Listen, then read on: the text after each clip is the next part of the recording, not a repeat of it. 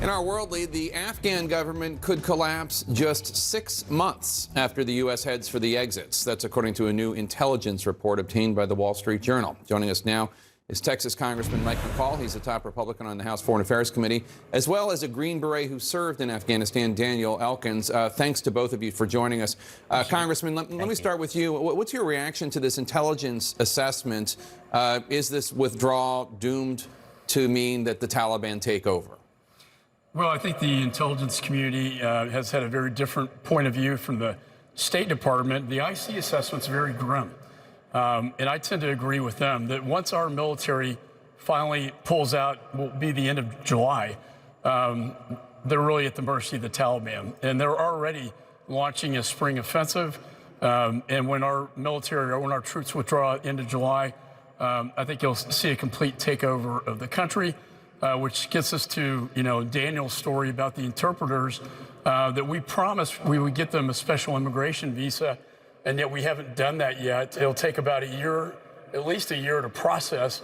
So we have to really evacuate them out of country to a safe country where we can process the visas. Yeah, and that's why I had you on today. Both of you joined a bipartisan and urgent push on Capitol Hill, calling on the State Department to expedite these visa applications for these thousands of Afghans who put their lives on the line for the U.S., providing crucial services such as translating, many of them now being hunted down, some even killed by the Taliban.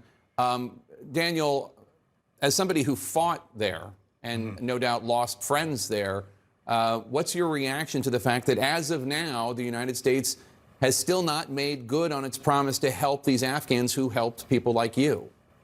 Yeah, well, we're very concerned. And, as the founder of the Special Operations Association of America, I hear from many operators who are still in contact with their interpreters, and they're having problems, and they are scared. And these interpreters risk their lives to serve alongside of us.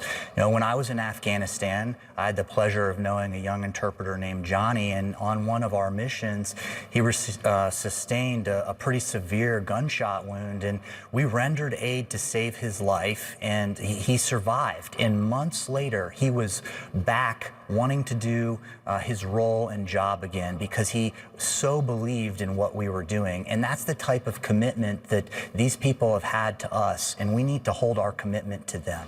And Congressman McCaul, you and I have been talking about this for months now. You have said that the Afghans who are waiting for these visas to be processed, they should be evacuated right now. Now, White House Press Secretary Jen Psaki said the White House is doing, quote, extensive planning for potential evacuation. Have they given you any specifics?